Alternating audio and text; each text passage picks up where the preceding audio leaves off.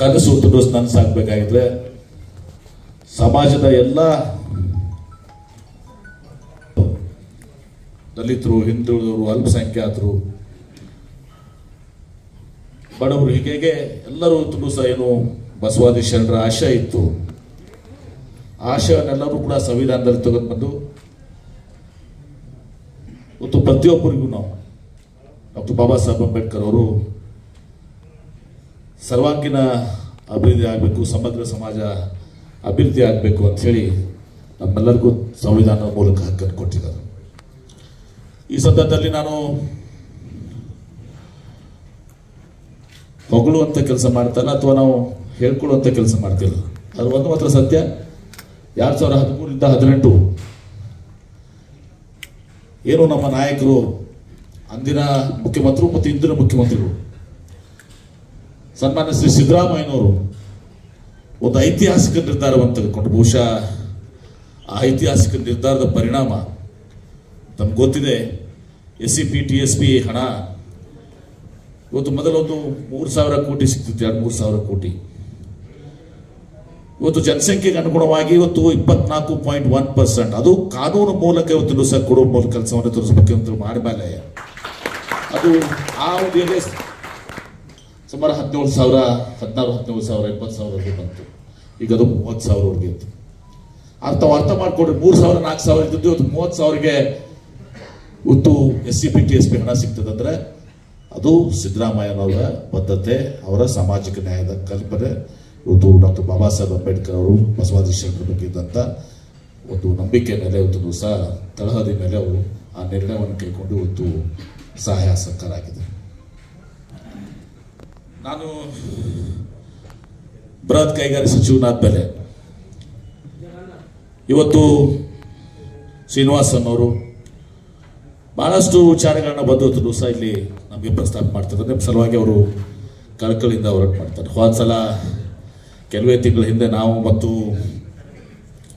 ಹನುಮಂತಯ್ಯವರು, ನಾವು ಶರಣರು ಅಂತೀವಿ, ನಾವು ಹನುಮಂತಯ್ಯವರು ನಾವು ಒಂದು ಮೀಟಿಂಗನ್ನು ಮಾಡಿದ್ದೀವಿ. ಬಹುಶಃ ಆ ಮೀಟಿಂಗ್ನಲ್ಲಿ ಭಾಳ ಒಳ್ಳೆಯ ಮೀಟಿಂಗ್ ಆಯಿತು. ಆ ಮೀಟಿಂಗನ್ನು ನಾವು ಇದು ಮಾಡಿದ್ದೀವಿ, ಪ್ರೊಸೀಡಿಂಗ್ಸನ್ನು ಕೂಡ ಮಾಡಿದ್ದೀವಿ. ಎಲ್ಲೆಲ್ಲಿ ಏನೇನು ಮಾಡಬೇಕು ಅಂತ ಹೇಳಿ ಇವತ್ತು ಸಹ ಮತ್ತು ಒಮ್ಮತದ ನಿರ್ಣಯಕ್ಕೂ ಕೂಡ ಇವತ್ತು ನಾವು ಬಂದಿದ್ದೀವಿ. ನಾನು ಬಂದಾಗ ಇವತ್ತು ಸಹ SCP TSP ಇವತ್ತು KIDB ಇರ್ಬೋದು ಹೇಳಿದ್ರು ಶ್ರೀನಿವಾಸ್ ಅವರು, ನಮಗೆ ಸಮಾಜ ಕಲ್ಯಾಣ ಇಲಾಖೆಯಿಂದ ನಮಗೆ ಹಣ ಬಂದಿಲ್ಲ, ವೆಂಕಯ್ಯ ಅವರು ಸ್ವಲ್ಪ ಕಡೆ ಗಮನ ಹರಿಸ್ಬೇಕು ನೀವು. ನಮ್ಮ ಸುಮಾರು 900 ಕೋಟಿನ ಬರುತ್ತಿದೆ, 900 ಕೋಟಿ ಬಂದಿಲ್ಲ ಅಂತೇಳಿ ನಾವು ನಿಲ್ಲಿಸಿಲ್ಲ ಕೆಲಸ. ನಾವು ಅವ್ರಿಗೆ SCP ಜನ SC/ST ಜನಾಂಗಕ್ಕೆ ಮುಗಿಸ್ಕೊತ ಹೋಗಿದ್ದೀವಿ. ಮಾದೇವಪ್ಪರ ಜೊತೆಗೆ ಅವಾಗ ನಾವು ಜಗ ತೆಗಿದ್ದು ಬರಬೇಕಾಗಿತ್ತು ಅವತ್ತು ದಿವಸ ಅವರು. ಆಮೇಲೆ ನಮ್ಮ ಪ್ರಿಯಾಂಕ್ ಖರ್ಗೆ ಅವರೊಬ್ಬರನ್ನ ನೀವು ಕರಿಬೇಕಾಗಿತ್ತು. ಯಾಕಂದ್ರೆ ಬಹುಶಃ ಅವರಲ್ಲಿ ಉದ್ದಿಮೆದಾರರಿಗೆ ಯಾವ ರೀತಿ ಒಂದು ಪರಿಕಲ್ಪನೆ ಇರಬೇಕು, ಯಾವ ರೀತಿ ಒಂದು ಮುನ್ನಡೆಯಬೇಕು, ಒಂದು ರೋಡ್ ಮ್ಯಾಪ್ ಹಾಕ್ಲಿಕ್ಕೆ ಒಂದು ಸಹ ಪ್ರಿಯಾಂಕ್ ಖರ್ಗೆ ಅವರು ಕೂಡ ಬಹಳ ಸೂಕ್ತವಾದಂಥ ವ್ಯಕ್ತಿ ಇವತ್ತು ಸಹ. ಯಾಕಂದ್ರೆ ನಾನು ನೋಡಿದ್ದೀನಿ ಇವತ್ತು ಸರ್ಕಾರ ಬಂದ ಮೇಲೆ ತಮ್ಮ ಸಮಸ್ಯೆಗಳಿಗೆ ಬ್ಯಾಕ್ಲಾಗ್ ಇತ್ತು, ಆ ಬ್ಯಾಕ್ಲಾಗ್ಗಳನ್ನ ಹಂತ ಹಂತವಾಗಿ ಇವತ್ತು ನಾವು ಬಗೆಹರಿಸ್ಕೊಂಡು ಬಂದಿದ್ದೀವಿ. ಅದಕ್ಕೆ ಎಲ್ಲರೂ ಒಂದು ಒಮ್ಮತದ ಒಂದು ಇದನ್ನು ಕೂಡ ಕೈಗೊಂಡಿದ್ದೀವಿ. ಇದ್ರ ಜೊತೆಗೆ ಎಲ್ಲೋ ಒಂದು ಕಡೆ ನಾವು ಇವತ್ತು ಈ SC/ST ಉದ್ಯಮದಾರರಿಗೆ ಒಂದು ತರಬೇತಿಯನ್ನ, ಯಾಕಂದ್ರೆ ಅವ್ರು ಸ್ಟಾರ್ಟಪ್ಸ್ ಮಾಡೋಕ್ಕೆ, ಅವ್ರನ್ನ ಸ್ಟಾರ್ಟಪ್ ಮಾಡೋಕ್ಕೆ ಭಾಳ ಸಲ ಏನಾಗ್ತದೆ, ಒಂದು 75% ಇವತ್ತು ಸಹ ನಿಜವಾಗಿ ಇವತ್ತು ಸಹ ಉದ್ಯಮಗಳನ್ನು ಮಾಡಿದ್ರೆ ಬಹಳಷ್ಟು ಜನ ಅನಿವಾರ್ಯವಾಗಿ ಇವತ್ತು ಸಹ ಅವರು ಇದನ್ನ ಏನೋ ನಿಮ್ಮ ಈಗ ವೇರ್ ಹೌಸ್ ಮಾಡಿ ನಾವು ಅದರಿಂದ ಬಾಡಿಗೆ ಕೊಟ್ಟು ಇದು ಮಾಡಿದ್ರೆ ಉದ್ಯಮಿಗಳಾಗೋದಲ್ಲ. ನಾನು ಒಂದ್ಸಲ ಮೀಟಿಂಗ್ನಲ್ಲಿ ನೋಡಿದೆ. ಆ ಮೀಟಿಂಗ್ನಲ್ಲಿ ನೋಡಿದಾಗ ಪ್ರಥಮ ಬಾರಿಗೆ ಬಹಳ ಸಂತೋಷ ಕೊಟ್ಟು ನಾನು ಹೇಳಿದ್ದೀನಿ ನಮ್ಮ ಹನುಮಂತಯ್ಯವರು, ಪ್ರಾಜೆಕ್ಟ್ಸ್ ಮೇಲೆ ಅವ್ರನ್ನ ವ್ಯೂ ಮಾಡಿ ಆ ಪ್ರಾಜೆಕ್ಟ್ಸ್ನಲ್ಲಿ ಇವತ್ತು ಸಹ ನಿಜವಾದಂಥ ಉದ್ಯಮಗಳು ಯಾರಾದರೂ ಇದು ಮಾಡ್ಬೇಕಂತಿದ್ದಾರಲ್ಲ ಅವ್ರಿಗೆಲ್ಲ ಕೊಟ್ಟು ಬಂದರೆ ನನಗೆ ಒಂದು 10-20 ಜನ ಫೋನ್ ಮಾಡಿದ್ರು. ಸರ್ ಫಸ್ಟ್ ಟೈಮ್ ನಮ್ಗೆ ಗೊತ್ತಿದ್ರು ಸರ್, ನಮಗೆ ಕನ್ಸಿಡರ್ ಮಾಡಿ ಅಂತೆಲ್ಲ ಟ್ಯಾಲೆಂಟ್ ಇದೆ. ನಾನು ಹೇಳೋದಂತಾರೆ ಟ್ಯಾಲೆಂಟ್ ಇದೆ ನಮ್ಮಲ್ಲಿ. ಆ ಟ್ಯಾಲೆಂಟ್ಗಳಿಗೆ ಒಂದು ಸ್ಫೂರ್ತಿ ಕೊಡಬೇಕು ಮತ್ತು ಇನ್ನು ಬರ್ಬರ್ತಾ ದಿವಸ ಎಕ್ಸ್ಪೋಜರ್ನ ನಮ್ಮ ವಿದ್ಯಾರ್ಥಿಗಳಿಗೆ ದೊಡ್ಡ ದೊಡ್ಡ ಸ್ಟಾರ್ಟ್ಅಪ್ಗಳ ಮೂಲಕ ಬಹಳ ದೊಡ್ಡ ದೊಡ್ಡ ಉದ್ಯಮಿಗಳಾಗ್ತಾರೆ. ಕೇವಲ ನಾವು ದಲಿತ ಸಮುದಾಯವನ್ನ ಬಹಳ ಕಳ್ಕಳಿಂದ ಹೇಳ್ತೀನಿ. ಯಾಕೆ ನಾನು ಬಹುಶಃ ಎಲ್ಲ ಮಂತ್ರಿ ಅವ್ರು ಗೊತ್ತಿರ್ಲಿಕ್ಕಿಲ್ಲ, ಕಟ್ಟಕೊಂಡು ಇದ್ದಾರ ಅವ್ರ ಕಡೆ ಬೇರೆ ಕಡೆ ಇದ್ರೆ ಅವರು. ಅದ್ರ ನೋಡಿ, ನಾನು ಇಂಜಿನಿಯರಿಂಗ್ ಕಾಲೇಜ್ನಾಗ ಇದ್ದಾಗ ನಾನು ಮಾದೇವಪ್ಪ ಅವರು, ಶ್ರೀನಿವಾಸ್ ಪ್ರಸಾದ್ ಅವರು, ನಾವೆಲ್ಲ ಅವಾಗ ದಲಿತ ಸಂಘ ರಾಜು ಅಲ್ಗೂರ್ ಅವರು, ಆಮೇಲೆ ಆ ಕಡೆ ಗುಲ್ಬರ್ಗ ನಮ್ಮ ಇವರಿದ್ರು ಯಾರು ದಲಿತ ಸಂಘ ನಮ್ಮ ಸಾಗರ್ ಅವರು, ಅವಾಗ ಒಂದೇ ಇತ್ತು ದಲಿತ ಸಂಘ ಸಮಿತಿ, ಬಹುಶಃ ಭಾಳ ಇರಲಿಲ್ಲ. ಆಗಿನಿಂದ ನಾನು ಕೂಡ ನಿಮ್ಮ ಜೊತೆ ಬಂದವ್, ನಾನು ಆ ಮೂಮೆಂಟ್ನಾಗ ಬಂದಂಥವ್. ನಾನು ನಮ್ಮ ಒಂದು ನಂಬಿಕೆ, ಬಾಬಾ ಸಾಹೇಬ್ ಅಂಬೇಡ್ಕರ್ ಸಂವಿಧಾನ ಮೂಲಕ ಹೊರಗಡೆ ಮಾಡಿದ್ದಾರೆ. ಸೊ ಬಸವಣ್ಣವ್ರು ಬೇರೆ ಅಲ್ಲ, ಬಾಬಾ ಸಾಹೇಬ್ ಅಂಬೇಡ್ಕರ್ ಬೇರೆ ಅಲ್ಲ, ಎರಡು ಕಣ್ಣಿದ್ದಂಗೆ ಇವತ್ತೊಂದು ದಿವಸ ನಿಜವಾಗಿ ಇದನ್ನ ಈ ಸಮುದಾಯ ಮುಂದೆ ಬರಬೇಕು. ನಾವ್ರಿಗೆ ಸ್ಕಿಲ್ ಡೆವಲಪ್ಮೆಂಟು, ಎಂಟರ್ಪ್ರಿನರ್ ಆಗಲಿಕ್ಕೆ ಸ್ಫೂರ್ತಿ ಕೊಡಬೇಕು. ಅದಕ್ಕೊಂದ್ಸಲ ಮೀಟಿಂಗ್ ಮಾಡಿ ನಲ್ಬಂತ ನಾವು ನೀವು ಶ್ರೀನಿವಾಸನವ್ರು ಎಲ್ಲರೂ ಕೂಡಿ ಪ್ರಿಯಾಂಕರ್ಗೆ ಒಂದು ತಗೊಳ್ಳು. ಯಾಕಂದ್ರೆ ಪ್ರಿಯಾಂಕರ್ಗೆ ಅವ್ರು ನಮ್ಗಿಂತ ಬುದ್ಧಿವಂತರು, ಅವ್ರ ಹತ್ರ ಭಾಳಷ್ಟು ಐಡಿಯಾಸ್ನು ಕೂಡ ಇದಾವೆ.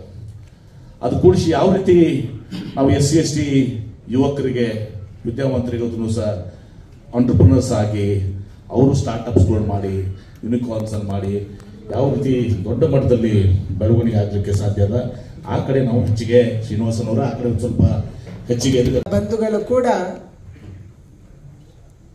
ಎಲ್ಲರಿಗೆ ಸರಿಸಮಾನವಾಗಿ ಎದ್ದು ನಿಲ್ಲಬೇಕು, ಶಿಕ್ಷಣವನ್ನು ಪಡಿಬೇಕು, ಆರ್ಥಿಕವಾಗಿ ಸದೃಢ ಆಗಬೇಕು ಅನ್ನೋಂಥ ಅವರ ಸಂಕಲ್ಪ ಏನಿತ್ತು, ನಿಮ್ಮೆಲ್ಲರನ್ನು ನೋಡಿದ ಮೇಲೆ ನಿಮ್ಮಲ್ಲಿ ಈ ಸಂಕಲ್ಪ ಈಡೇರಿದೆ ಅನ್ನುವಂಥ ಒಂದು ಖುಷಿ ನನಗೆ ಬರ್ತಾ ಇದೆ.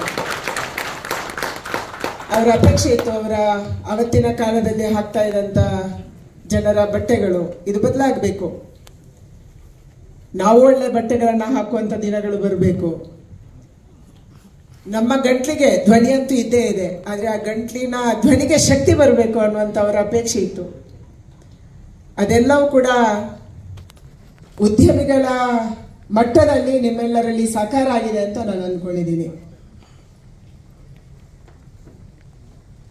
ಸಾಕಷ್ಟು ವಿಚಾರಗಳನ್ನ MB ಪಾಟೀಲ್ ಅವರು ಮಾತಾಡಿದ್ದಾರೆ. ಇವತ್ತು KSFCಯ ಪ್ರೆಸೆಂಟೇಷನ್ ಅಲ್ಲಿ ಕೂಡ ಆ ಇಲಾಖೆಯಿಂದ ಏನೇನು ಕೆಲಸ ಆಗಿದೆ ಅನ್ನುವಂಥದ್ದನ್ನು ನಾವು ನೋಡಿದ್ದೀವಿ. 4% ಬಡ್ಡಿಯ ಕಾರಣಕ್ಕಾಗಿ ಹಲವಾರು ಉದ್ಯಮಿಗಳು ಬ್ಯಾಂಕಿಗೆ KSFCಗೆ ಹೋಗುವಂತ ಒಂದು ಪರಿಸ್ಥಿತಿ ನಿರ್ಮಾಣ ಆಯಿತು. ಸನ್ಮಾನ್ಯ ಯಡಿಯೂರಪ್ಪನವರು ಹಣಕಾಸು ಸಚಿವರಿದ್ದಂಥ ಸಂದರ್ಭದಲ್ಲಿ, ಕುಮಾರಸ್ವಾಮಿ ಅವರು ಮುಖ್ಯಮಂತ್ರಿಗಳಿದ್ದಂಥ ಸಂದರ್ಭದಲ್ಲಿ ರೈತರಿಗೆ 0% ಬಡ್ಡಿ ದರ ಮತ್ತು ಉದ್ಯಮಿಗಳಿಗೆ 4% ಪರಿಷ್ಠ ಜಾತಿ ಪರಿಷ್ಠ ವರ್ಗದವರಿಗೆ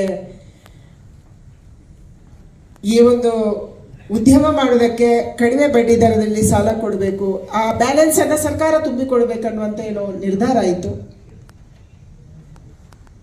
ಜಮೀನಲ್ಲಿ ಕೂಡ ಸಬ್ಸಿಡಿಯನ್ನು ಕೊಡಬೇಕು. ಇದನ್ನ ಇವತ್ತಿನ ಸರ್ಕಾರ ಸಿದ್ದರಾಮಯ್ಯನವ್ರದ್ದು ಇನ್ನೂ ಜಾಸ್ತಿ 10 ಕೋಟಿ ತನಕ ಮಾಡಿರುವಂಥದ್ದು, ಸಬ್ಸಿಡಿಯಲ್ಲಿ ಏರಿಕೆಯನ್ನು ಮಾಡಿರುವಂಥದ್ದು, ಸಾಲ ಸೌಲಭ್ಯವನ್ನು ಹೆಚ್ಚು ಮಾಡಿರುವಂಥದ್ದು, ಇದೆಲ್ಲವೂ ಕೂಡ ಕಾಲ ಹಂತದಲ್ಲಿ ಹಂತ ಹಂತವಾಗಿ ಪರಿಷ್ಠ ಜಾತಿ ಪರಿಷ್ಠ ವರ್ಗದವರಿಗೆ ತಗೊಂಡಂತ ಹಲವಾರು ದಿಟ್ಟ ನಿರ್ಧಾರಗಳ ಕಾರಣಕ್ಕಾಗಿ ಇವತ್ತು ಕರ್ನಾಟಕ ರಾಜ್ಯದಲ್ಲಿ ಕೂಡ ಪರಿಷ್ಠ ಜಾತಿ ಪರಿಷ್ಠ ವರ್ಗ ಮತ್ತು ಮಹಿಳಾ ಉದ್ಯಮಿಗಳು ಜಾಸ್ತಿ ಆಗಕ್ಕೆ ಸಾಧ್ಯ ಆಗಿದೆ.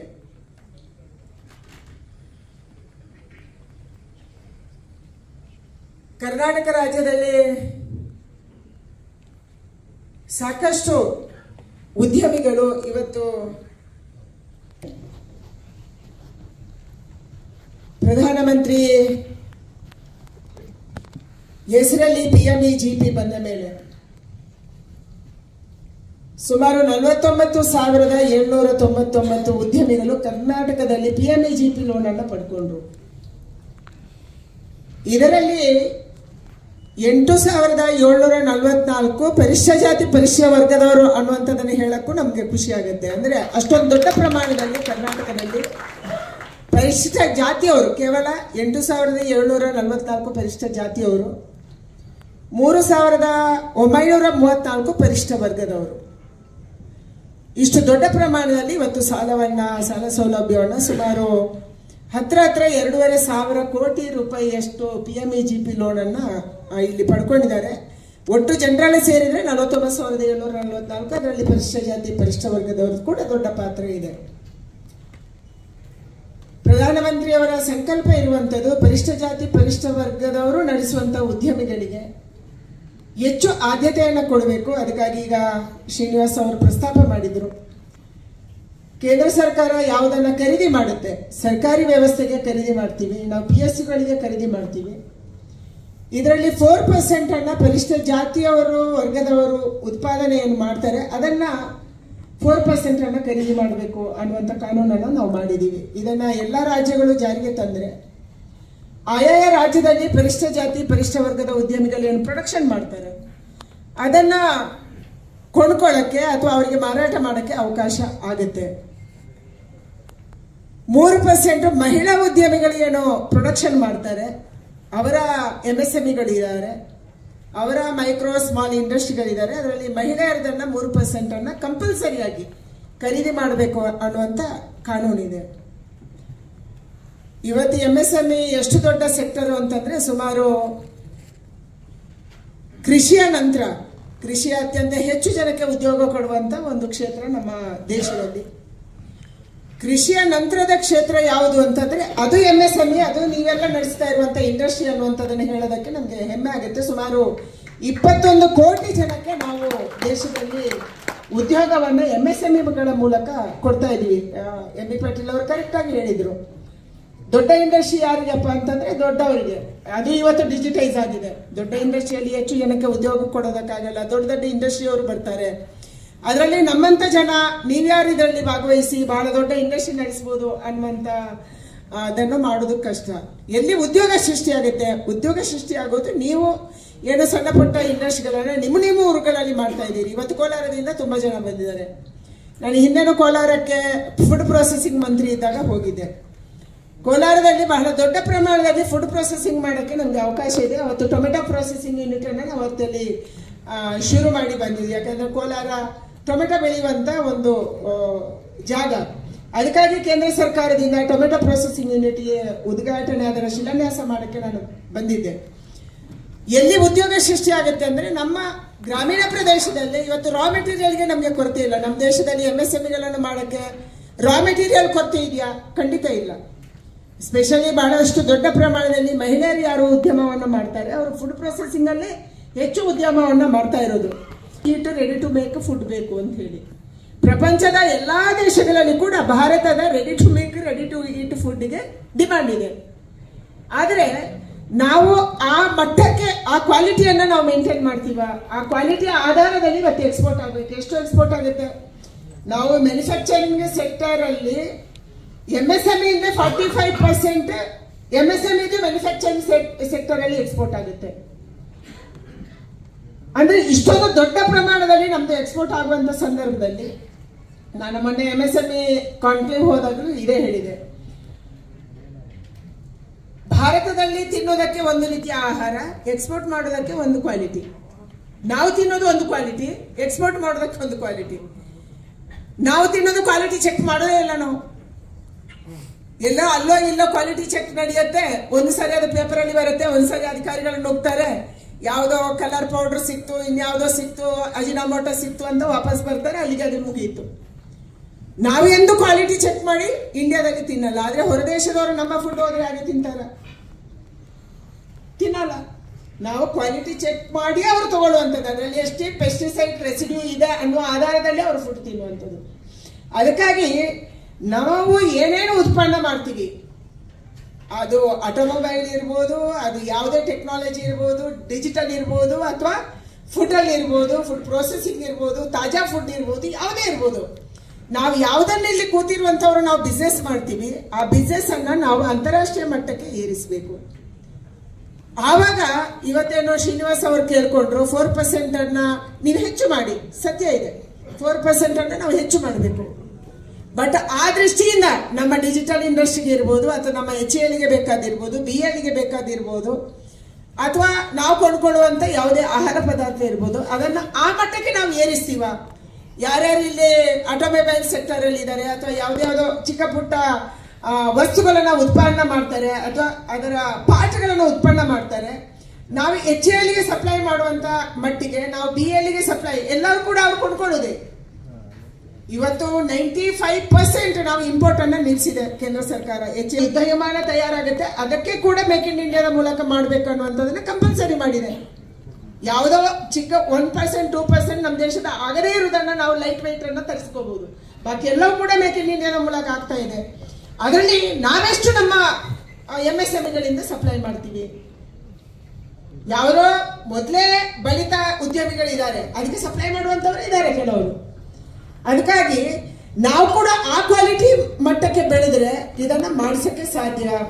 ಈ ದೃಷ್ಟಿಯಿಂದ ಇವತ್ತು ಅಂತಾರಾಷ್ಟ್ರೀಯ ಕ್ವಾಲಿಟಿ ಮಾಡುವ ರೀತಿಯಲ್ಲಿ ನಮ್ಮ ಉದ್ಯಮಿಗಳನ್ನ ನಾವು ಮಾಡಿದ್ದೆ. ಆದ್ರೆ ಅದು ಫೈಲ್ ಮುಂದುವರೆದಿಲ್ಲ. ನಾನು ಫುಡ್ ಪ್ರೊಸೆಸಿಂಗ್ ಅಲ್ಲಿ ಇದ್ದಾಗ ನಾನು ಇದನ್ನ ಹೋಗಿ ಮೀಟಿಂಗ್ ಮಾಡಿದೆ. MB ಪಾಟೀಲ್ ಅವರಿಗೆ ಒಂದ್ಸರಿ ಹೇಳ್ತೀನಿ, ಇವತ್ತು ಈಗ ಹೇಳ್ಕೊಂಡ್ರೆ ಅವ್ರು ಅರ್ಥ ಮಾಡ್ಕೊಂತಾರೆ ಅಂತ ನಾನು ಅನ್ಕೊಂಡಿದ್ದೀನಿ. ಫುಡ್ ಪ್ರೊಸೆಸಿಂಗ್ ಅಲ್ಲಿ ಅಥವಾ ಅಗ್ರಿಕಲ್ಚರ್ ಪ್ರೊಡಕ್ಷನ್ ನೀವೇನೇನು ಮಾಡ್ತಾ ಇದ್ದೀರಿ, ಇದನ್ನು ಎಕ್ಸ್ಪೋರ್ಟ್ ಮಾಡಬೇಕು ಅಂತಂದ್ರೆ ನಮ್ಮ ಹತ್ರ ಸಪರೇಟ್ ಡಿಪಾರ್ಟ್ಮೆಂಟ್ ಇಲ್ಲ. ನಾವು ಇಂಡಸ್ಟ್ರಿ ಡಿಪಾರ್ಟ್ಮೆಂಟ್ ಮೂಲಕ ಮಾಡಿಸ್ತಾ ಇದ್ದೀವಿ. ಈಗ ಇಡೀ ದೇಶದಲ್ಲಿ ಹಲವಾರು ರಾಜ್ಯದಲ್ಲಿ ಇಂಡಸ್ಟ್ರಿ ಡಿಪಾರ್ಟ್ಮೆಂಟ್. ಸೆಲ್ವಕುಮಾರ್ ಅವರು ದಯಮಾಡಿ ಗಮನಿಸಬೇಕು. ಏನಾಗುತ್ತೆ, ಯಾರೋ ಮೇಜರ್ ಇಂಡಸ್ಟ್ರೀಸ್ ಇದೆ, MB ಪಾಟೀಲ್ ಅವರ ಡಿಪಾರ್ಟ್ಮೆಂಟ್ ಇದೆ ಅಥವಾ ಸೆಲ್ವಕುಮಾರ್ ಅವರು ಸೆಕ್ರೆಟರಿ ಆಗಿದ್ದಾರೆ, ಅವರಿಗೆ ಮ್ಯಾನುಫ್ಯಾಕ್ಚರ್ ಮಾಡುವಂಥದ್ದು ಅಥವಾ ಎಕ್ಸ್ಪೋರ್ಟ್ ಮಾಡುವಂಥದ್ದು. ನಮ್ಮಲ್ಲಿ ಕರ್ನಾಟಕ ರಾಜ್ಯದಲ್ಲಿ IT BT ಯಾವುದು ಹೆಚ್ಚು ನಮಗೆ ಇನ್ಕಮ್ ಬರುತ್ತೆ ಅಥವಾ ನಮಗೆ ಎಷ್ಟಕ್ಕೆ ಲಾಭ ಆಗುತ್ತೆ ಅದನ್ನು ನಾವು ಎಕ್ಸ್ಪೋರ್ಟ್ ಮಾಡ್ತೀವಿ. ಆದ್ಯತೆ ಎಕ್ಸ್ಪೋರ್ಟ್ಗೆ ಇರುತ್ತೆ. ಇಂಡಸ್ಟ್ರಿ ಎಕ್ಸ್ಪೋರ್ಟ್ ಮಾಡೋದ್ರಲ್ಲಿ ಅಧಿಕಾರಿಗಳು ಯಾರಿದ್ದಾರೆ ಅಂದ್ರೆ ಇಂಡಸ್ಟ್ರಿ ಅಧಿಕಾರಿಗಳಿದ್ದಾರೆ. ಯಾರು ಕೂಡ ಫುಡ್ ಪ್ರೊಸೆಸಿಂಗ್ ಅವರಾಗ್ಲಿ ಅಥವಾ ಕೃಷಿ ಅಧಿಕಾರಿಗಳಾಗ್ಲಿ ಅಥವಾ ಪಶುಸಂಗೋಪನಾದವರಾಗ್ಲಿ ಇಲ್ಲ. ನಮ್ಮ ನಂದಿನಿದು ಇಷ್ಟು ಚೆನ್ನಾಗಿರುವಂತ ಏನು ತುಪ್ಪ ಇದೆ ಅಥವಾ ಇದನ್ನ ಅಂತಾರಾಷ್ಟ್ರೀಯ ಮಟ್ಟಕ್ಕೆ ಇನ್ನೂ ಸ್ವಲ್ಪ ಅಪ್ಗ್ರೇಡೇಷನ್ ಮಾಡಿ ನಾವು ಎಕ್ಸ್ಪೋರ್ಟ್ ಮಾಡೋಕ್ಕೆ ಸಾಧ್ಯ ಇದೆ. ಈ ದೃಷ್ಟಿಯಿಂದ ನನ್ನ ವಿನಂತಿ ಇಂಡಸ್ಟ್ರಿ ಡಿಪಾರ್ಟ್ಮೆಂಟ್ಗೆ ಇತ್ತು. ಹಿಂದೆ ನಾನು ಮುರುಗೇಶ್ ನಿರಾಣಿಗೆ ಕೊಟ್ಟಾಗ ಇಂಡಸ್ಟ್ರಿ ಡಿಪಾರ್ಟ್ಮೆಂಟ್ ಅಲ್ಲಿ ನೀವು ಸಪರೇಟ್ ಏನಾದರೂ ಫುಡ್ ಅಥವಾ ಫುಡ್ ಪ್ರೊಸೆಸಿಂಗ್ ಅಥವಾ ಅಗ್ರಿಕಲ್ಚರ್ ಪಶುಸಂಗೋಪನಕ್ಕೆ ಮಾಡೋಕ್ಕಾಗಿಲ್ಲ ಅಂದ್ರು, ಡಿಪಾರ್ಟ್ಮೆಂಟು ಸಪರೇಟ್ ಎಕ್ಸ್ಪೋರ್ಟ್ಗೆ ಒಂದು ಡಿಪಾರ್ಟ್ಮೆಂಟ್ ಕ್ರಿಯೇಟ್ ಮಾಡೋಕ್ಕಾಗಿಲ್ಲ ಅಂದ್ರು, ಇಂಡಸ್ಟ್ರಿ ಡಿಪಾರ್ಟ್ಮೆಂಟ್ ಅಲ್ಲಿ ಒಂದು ಸೆಲ್ ಮಾಡಿ ಅಂತ ನನ್ನ ವಿನಂತಿ ಇತ್ತು.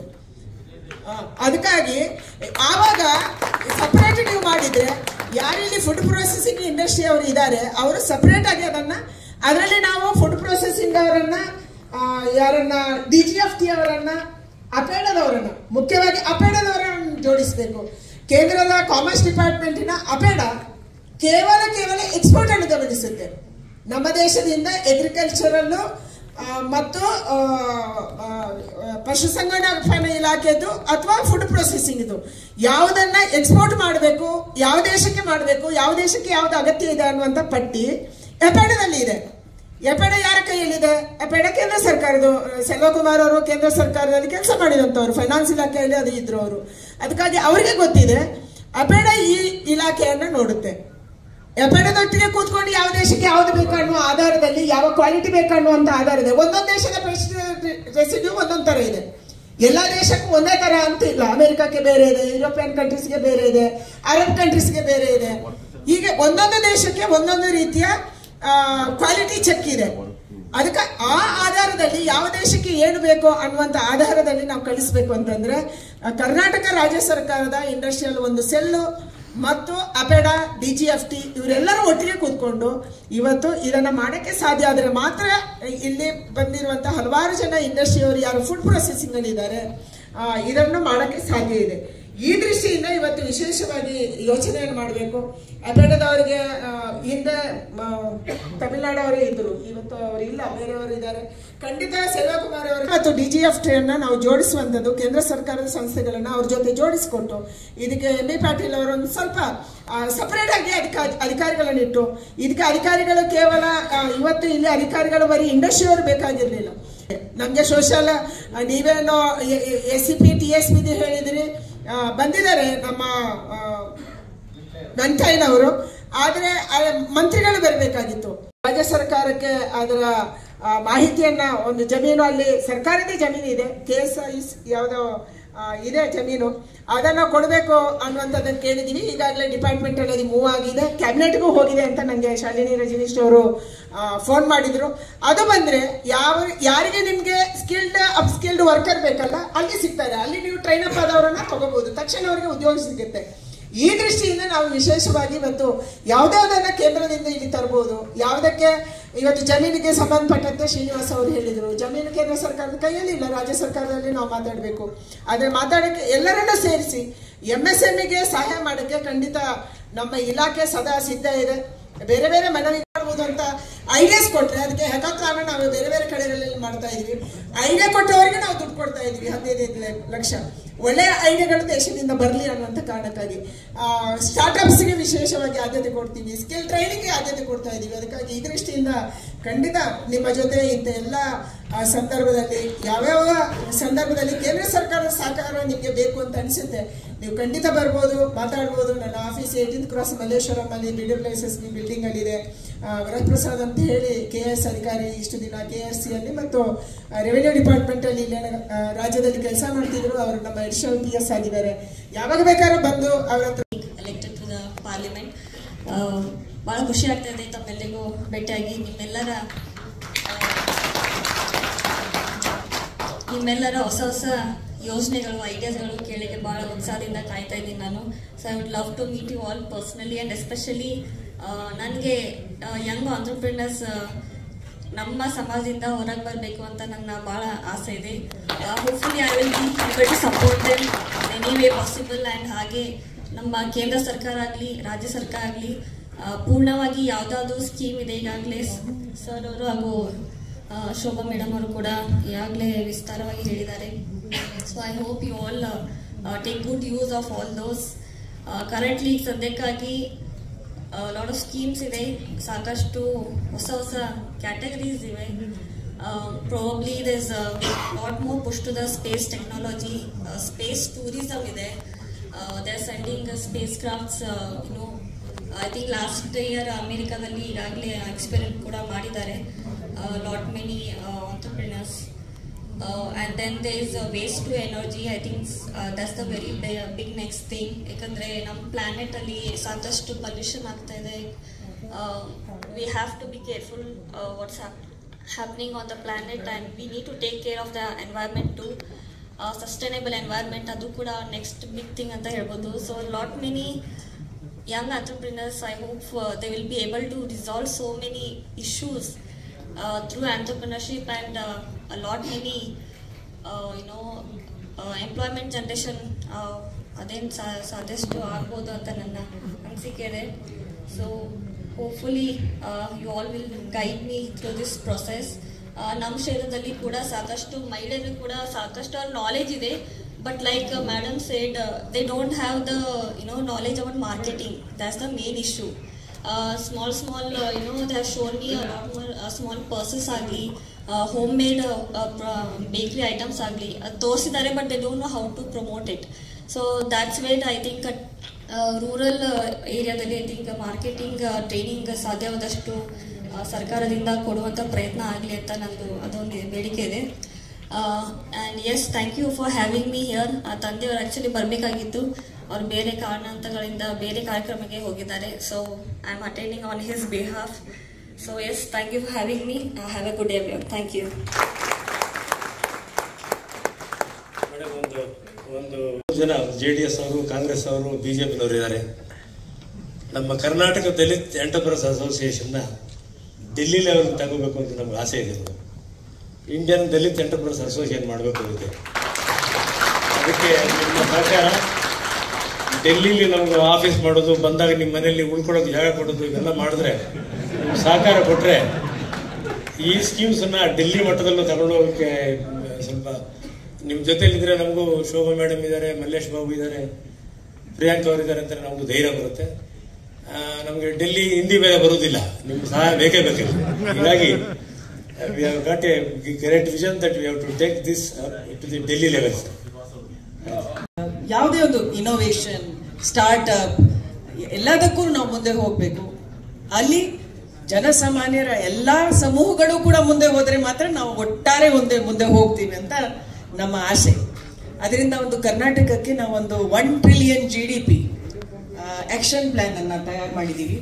ಅದರಲ್ಲಿ ಬಹಳ ಮುಖ್ಯ ಪಾತ್ರ ನಮ್ಮ MSME ಕ್ಷೇತ್ರದ್ದು ಇರುತ್ತೆ.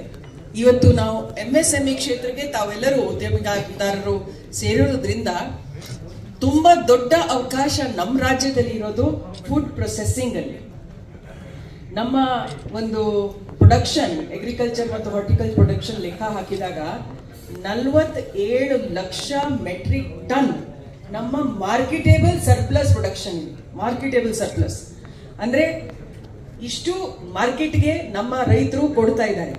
ಆದರೆ ಅದನ್ನ ವ್ಯಾಲ್ಯೂ ಅಡಿಷನ್ ಮಾಡಿ ಅದನ್ನ ಪ್ರೊಸೆಸಿಂಗ್ ಮಾಡಿದ್ರೆ ಸೇಮ್ ಪ್ರಾಡಕ್ಟ್ಗೆ ನಮಗೆ 10 ಪಟ ಹೆಚ್ಚು ಆದಾಯ ಬರಲಿಕ್ಕೆ ಸಾಧ್ಯವಿದೆ. 1 kg ರಾಗಿ ಉದಾಹರಣೆಗೆ 30 ರೂಪಾಯಿ ಕೆಜಿ 40 ರೂಪಾಯಿ ಕೆಜಿ ಕೊಡಬಹುದು. ಆದ್ರೆ ಅದೇ ರಾಗಿಯನ್ನ ನಾವು ರಾಗಿ ಮಾಲ್ಟ್ ಆಗಿ ಮಾಡಿದ್ರೆ ಅದು 1000 ರೂಪಾಯಿ ಕೆಜಿ ಆಗಿರುತ್ತೆ.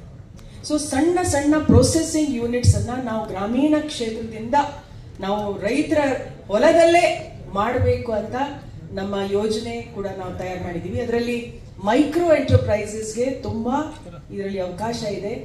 ನಾವು ಏನು ಸ್ಥಳೀಯವಾಗಿ ಏನ್ ಬೆಳಿತೀವಿ, ಅದು ಹೂಗಳು ಇರಬಹುದು, ಪೊಮೆಗ್ರೆನೇಟ್ ಇರಬಹುದು, ಯಾವುದೊಂದು ಇರಬಹುದು, ಅದನ್ನ ನಾವು ಪ್ರೊಸೆಸಿಂಗ್ ಮಾಡಿ ರಾಜ್ಯ ಸರ್ಕಾರ ಬಹಳಷ್ಟು ಹೊಸ ಪಾಲಿಸೀಸ್ ಕೂಡ ತಂದಿದೆ.